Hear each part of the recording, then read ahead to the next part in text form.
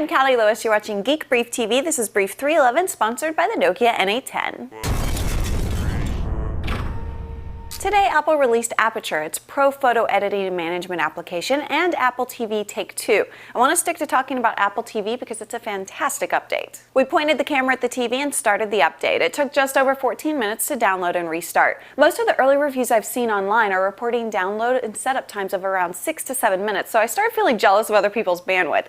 Maybe, though, they only counted the download time. At any rate, we had time to make coffee as the excitement began to build. Before I lose those of you who don't like it when I do an Apple special, I want to tell you really quick why this update is so cool. It means my mom and Neal's mom can easily watch our podcasts and see our Flickr photos. Even more special, it means you can create a podcast target at one small special group of people. Your family. Apple TV Take 2 is the closest thing I've seen to a grandmother computer, a way to get photos to your grandparents who will not let you buy them a computer.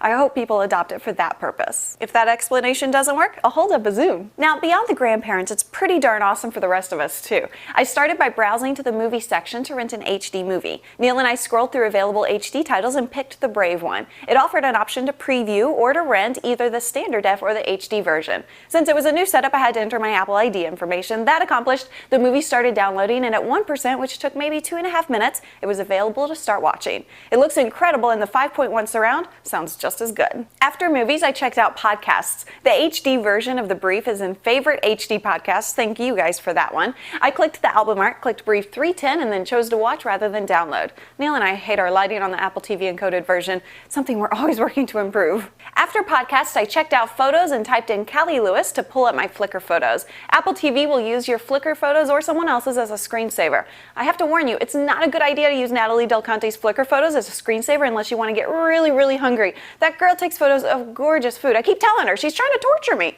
I wrapped up my evaluation by looking at some movies and TV shows already on Apple TV and couldn't tell the difference. I hope there's a way to handbrake in 5.1 surround soon. Maybe there isn't, we just haven't seen it. So I love it. I still think viewing times for movies should be longer, but other than that, it's going to take living with it for a few days before I can start a new feature wish list. Geek Brief viewers who have ordered an N810 using promo code Geek Brief TV are getting theirs now, and I'm getting great feedback. You can get yours from the Nokia website. If the code doesn't work in your country, let me know. I'm Callie Lewis. Thanks for watching.